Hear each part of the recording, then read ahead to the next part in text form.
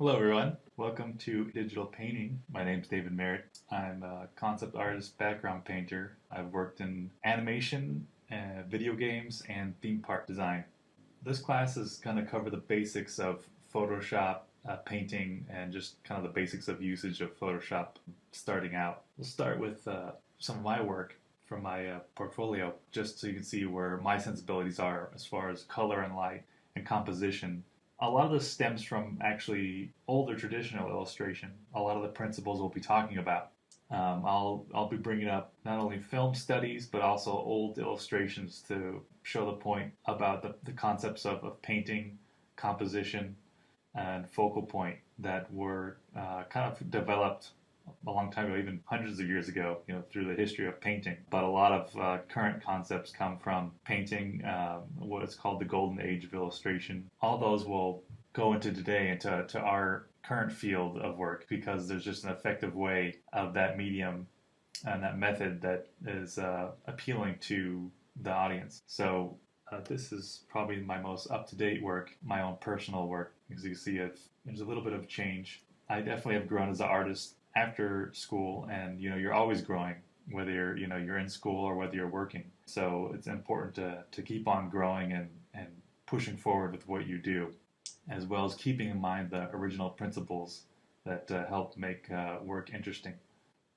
And as well as painting, I do some concept work, some concept drawing.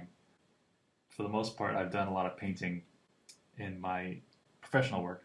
So going back to the old illustrators, we have, this is Mead Schaefer, and illustration for the Count of Monte Cristo. This is an oil painting from the 20s. And then we have this, which is a concept artwork by Paul Felix for the movie Tangled. And you can see there's kind of some similarities in the sense of strong light and shadow, dramatic lighting. And so there's over 80 years difference between these two illustrations, but they're still following similar principles of organizing values to create a composition and a focal point. And so that's what we try to emphasize for this class, is those principles and applying that as far as painting and making a painting coherent and organized and easily readable for the viewer. Because for our medium and entertainment, for movies or video games, especially in movies, a lot of shots are short, so you need to really have a clear composition that the viewer knows where to look at, so that they're not confused during that quick couple second viewing of scenes. This is Paul Felix using traditional paint, probably acrylics, concept work for The Emperor's New Groove. And you can see, he's very similar back then as he is now, strong shapes and strong compositional elements. And this is Brother Bear concept work. Now this is digital. And so why I'm showing you back and forth between his painting and his digital, you see similarities in his work, and then even comparing his old paintings, there's a similarity. So just to show there's a running line of style and principles that help guide these artists and make great artwork. This is an illustration by a Korean artist, Paper Blue. He does a lot of great work. And so, with this class, I'm hoping that we can really hammer in those basics of painting and composition and Photoshop. So let's begin. Let's talk a little bit about film composition. And for our assignment, we'll be using film composition and doing studies. But cinematic composition, same for painting composition. There's a lot of similar principles that are used. So it's a great way to learn by studying from these different examples. And when you do a physical study yourself by trying to imitate it, then you actually begin to get a better insight and learn more about why they position things the way they are and what helps in framing different shapes and characters, and also creating a story, telling a good story and creating dramatic effect. So this class deals mostly with painting, but part of composition comes through value and color as well as the arrangement of shapes. So we're going to be just focusing on painting, but also keep in mind other principles. So when you do your own works, freehand, it's really important to emphasize that drama, and also things that you can do in your painting to help enhance that composition. So we'll start with this one. This is from The Third Man.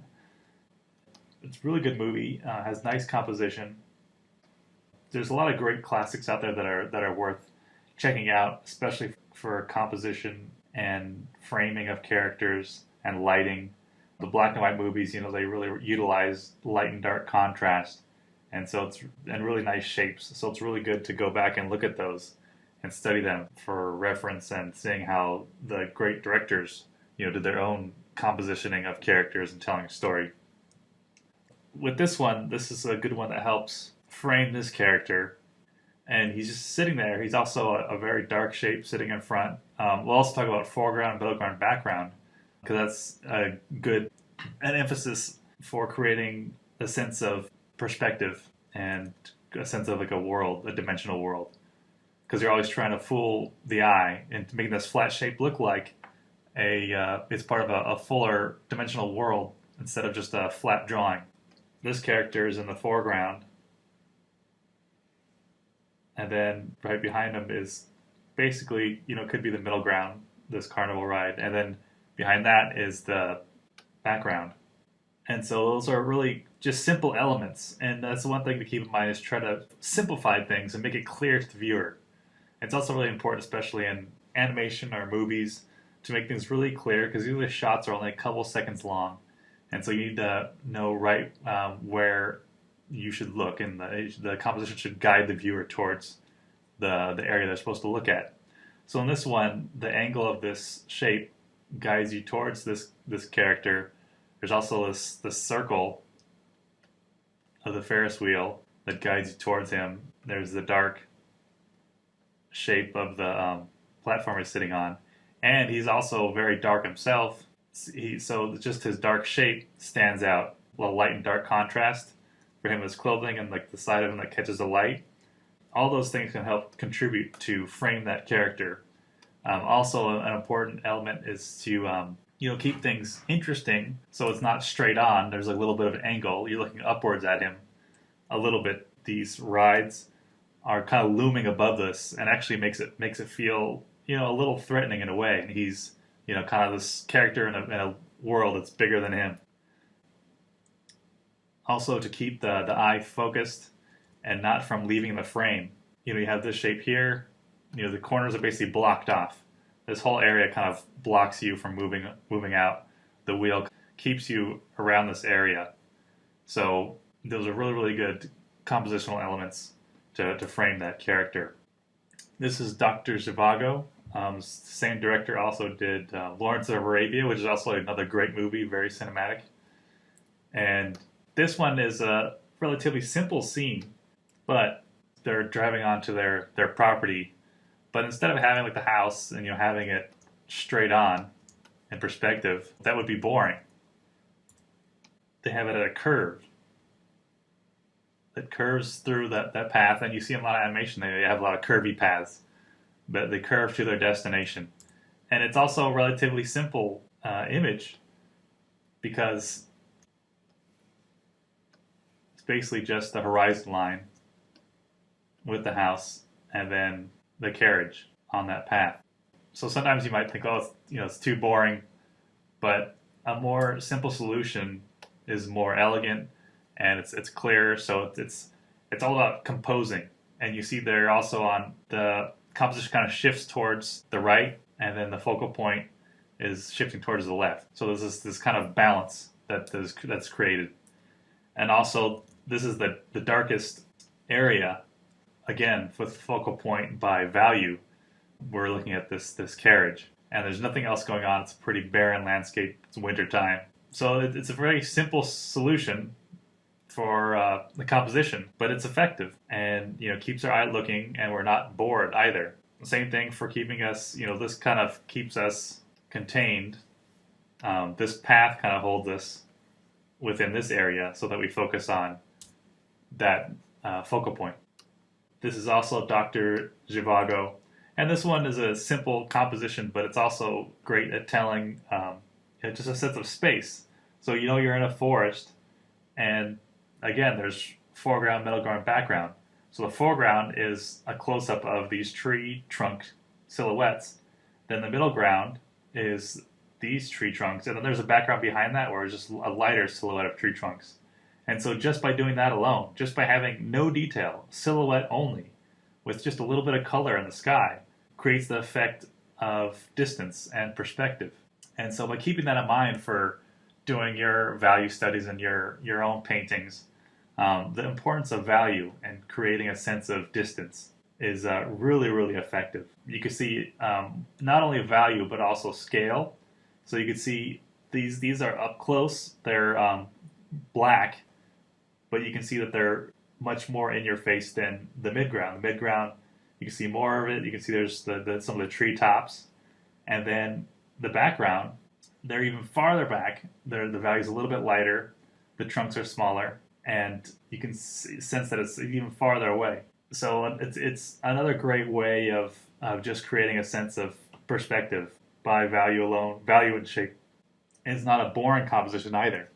So you have these, it could have been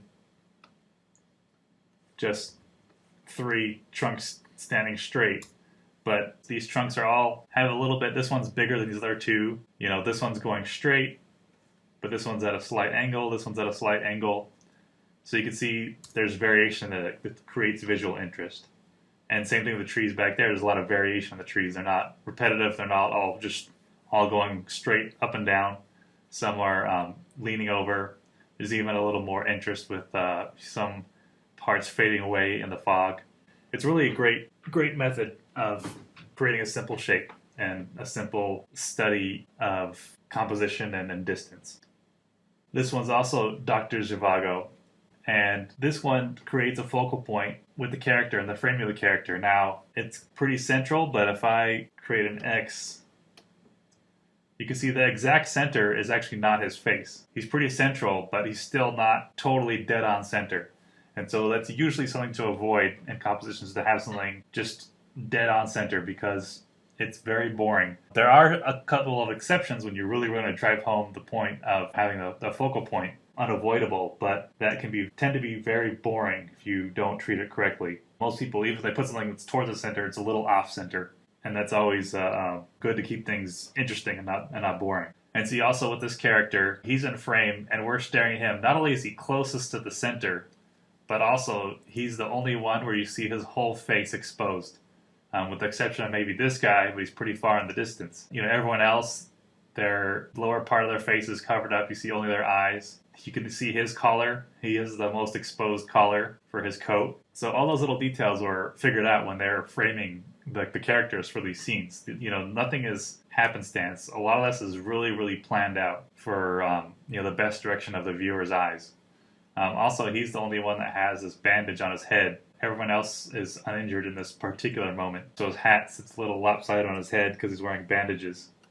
So all those details really help to create an interesting visual and also draw your eye forward. Also, his eyes, you can see like the whites of his eyes are a little more exposed. Like his pupils and his eyes are very apparent. Even this guy, you don't see the whites of his eyes too much. So there's another thing that helps make them more identifiable, draws your eye in, because we're drawn to human faces and we're drawn to eyes. That's another trick that they did to draw you in. Because if you look at it, it's just a crowd scene, and you say, oh, just draw a crowd scene, and you'd have a bunch of people, but you got to make that one guy stand out over everyone else. And a lot of times they do that by wardrobe. They do it by composition and lighting.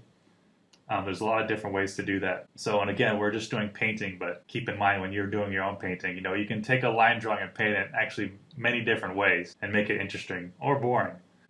This is my neighbor Totoro. A lot of animation really employs, really good composition and leading your eye one direction and framing. You can see this is actually framed by the trees and the light. The shape of the trees create this window, and then the shadow on the ground frames that car in the distance. And so our eyes kind of stuck there. And then the rest of the page, there's a lot of dark here. It gets dark here. There's a lot of trees in your way. So it's a lot of things that are blocking the eye from trying to exit on other sides. So it's a really great way of creating a focal point. And so this could have been just a line drawing, and so they had to maybe make up the lighting and the shadows to make it feel effective. There's also a bit of perspective by atmosphere. These trees are a little closer, a little more detailed, As they get in the distance, they're a little less detailed, and there it becomes just a silhouette in the very far back.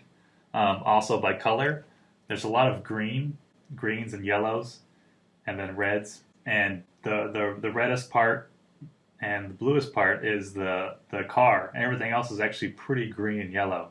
Even the ground here is not as saturated in red as the stuff on the vehicle. And so all that really, again, draws your eye towards that focal point. You stand out by having a different color. Also, it's fairly a little bit more saturated, as I mentioned, the red between the ground and the vehicle. So by difference color, by saturation, all that helps frame that object and makes you want to look at it more than anywhere else.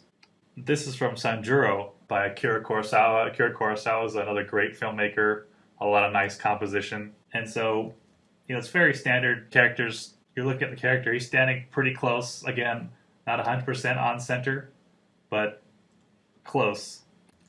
So the character is standing close to the center, but not 100%. But you have these framing device by the wall behind him. He's slightly above us, but it's a kind of a plane stance, although his head's cocked a little bit to the side. But you have the graphic shapes of the walls, the dark shapes kind of leading your eye and pointing you towards the character. So your eye is drawn to the character. Also, you have this wall, which serves as a barrier for your eye trying to leave the composition. This one can somewhat serve as that, but this one definitely blocks your eye from leaving. You end up kind of going in a circular motion. You hit the wall, you keep coming back, leading to the character. Also, the character's face, there's a strong light and dark contrast, the strongest in the whole composition. Where you look at his face, of course we're drawn to faces, but also his hair is dark, his face is light, and then the area around him is kind of fairly dark as well. So again, by value as well as by composition, this leads you to the focal point of his face. For this one down below, you have three characters behind this character, and then they're facing one direction, and he's the only one facing the other direction. He's also in front of them. They're framed by this doorway, and then his face is the most exposed face of all those. The rest of these guys, his face is really dark. There's somewhat of a shadow in there. He's the only one you see the whites of his eyes. So all these elements help draw our eye towards this character. Their swords kind of point up towards him. His head is the one that sticks above that doorway, which makes him stick out. There's again the strong contrast between his dark hair, his dark clothing, and then his face is a little bit lighter. Kurosawa's really good with composition, and so it's good to study his movies and see how he places characters and just how placing people in normal conversation, how they make it interesting. And it's always about making visually interesting no matter what's going on. This is from My Neighbor Totoro again. Pretty simple. You got three major shapes plus the character. You have the ground, you have the sky, and then you have this foreground element of the plants. But you can see what helps draw us to that character is the cloud is fairly white, and so the character with the bike is pretty dark. So there's the strongest point of contrast. The most light and the most dark is in this area. Even though he's wearing a white shirt, he still are drawn towards him because of the rest of the bike and the pants and all that. The ground is fairly dark. The cloud has a shadow, but the lightest part of the cloud is where the character is, which helps create that contrast. So if it was all sky, it might not be as strong a contrast. Again, the framing device, this cloud helps with the ground, helps create a frame that contains our eye in this area. So again, with animation, there's a lot of great framing devices, things done with color.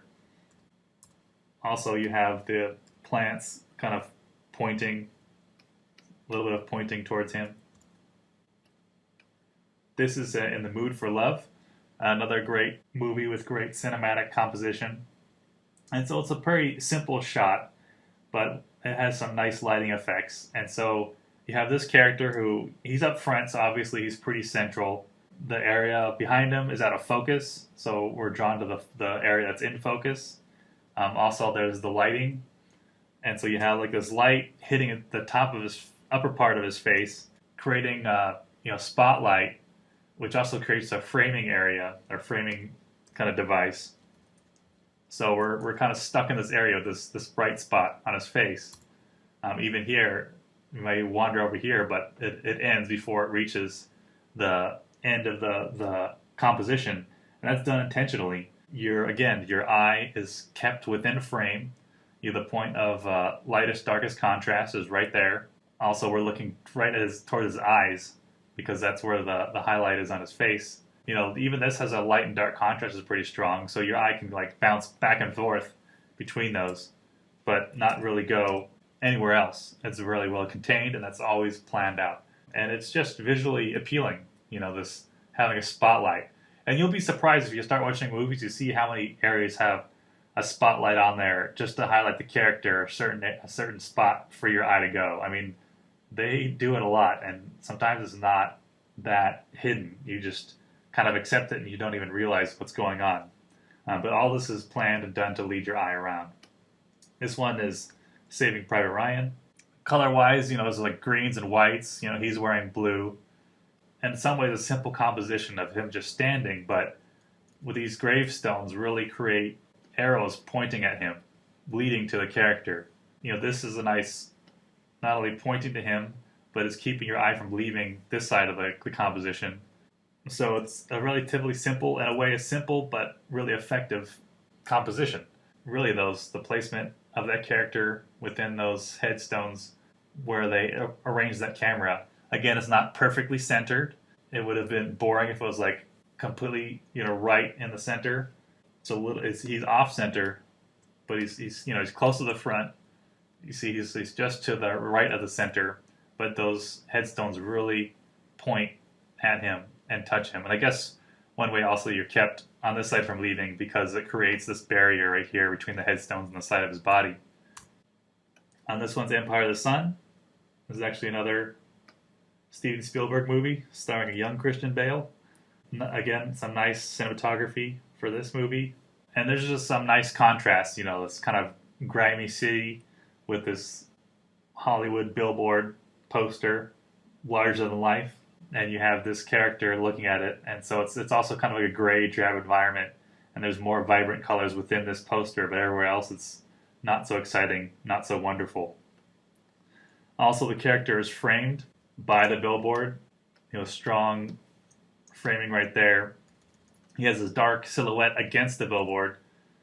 You're really stuck, looking, and also within the billboard, he's framed by that area. So it's like a frame within a frame. So your eye really stays around this area because of the color and the composition. And then we stare at this color. So even though it's the character, he isn't brightly lit, he isn't brightly saturated, but by that contrast of light and dark, with some color, with that yellow, we look at him and our eye goes there. So important thing to keep in mind for focal point. Lastly, this is Blade Runner. Another good movie, a lot of good cinematography. Ridley Scott has a lot of good movies with cinematography, really nice smoky compositions. With this one, it's a nice sci-fi landscape, a nice perspective looking down on this landscape. A lot of moody areas that are disappearing into shadow. Having things that are silhouetted and, in shadows, light and dark and shadow is a really, really, really nice effect. It's something to really think about when painting things, to not have everything perfectly spelled out. So strong silhouettes with graphic shapes that are most times recognizable. Like these are really sci-fi shapes, but when they're recognizable, then you can have things disappear in a shadow and your mind kind of fills in the blank for what's going on. So even though it's some crazy, complicated city, we know where to look right here because, again, with that light-dark contrast, you have this small dark with a light around it and even a light inside, and even the most saturated color with that red light on the top draws your eye in. So it's framed by this area. And then also you have the silhouette shape and then the light-dark contrast. Again, we're going to be painting for this class, but to think about lighting and color and silhouettes and values and creating a strong contrast, a strong focal point is really important. Keep that in mind when you guys are doing for your studies and looking for examples. And let's move on to the demo. All right. So we start with the box, and I'm getting the box of the same proportion as the reference. It's important to get your reference, the box to be the same size so that you don't have a distorted image. And then I drew the line from the corners to make the X. And that's to help me compare the proportions within the composition so that they're more accurate. And that's just me. I can't, you can freehand it, but I always end up, for me it gets distorted and it's frustrating. So I find that helpful.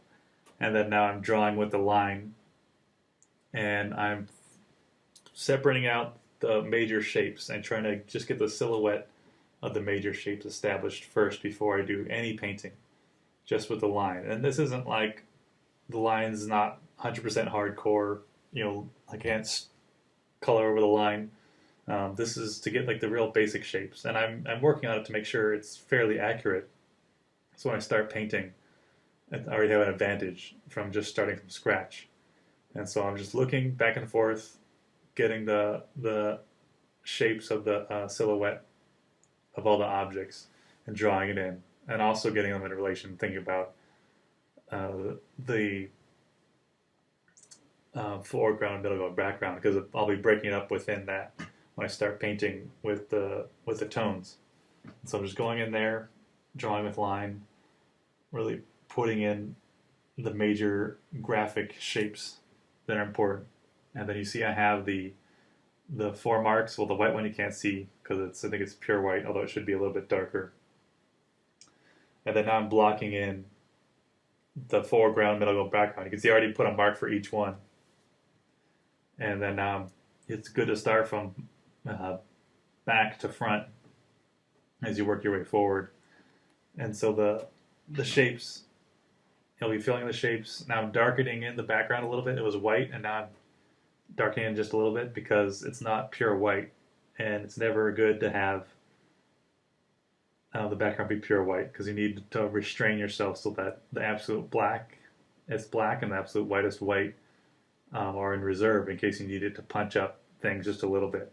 And when you have your values a little more restrained, it definitely looks more elegant. It shows you have more control as opposed to having like a really, really big contrast.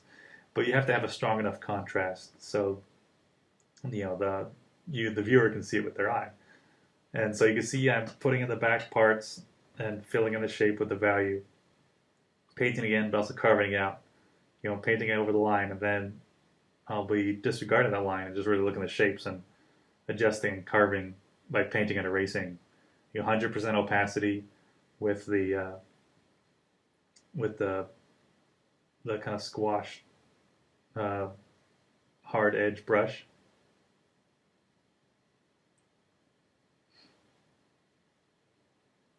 And so just going back and forth, erasing things, building up a shape.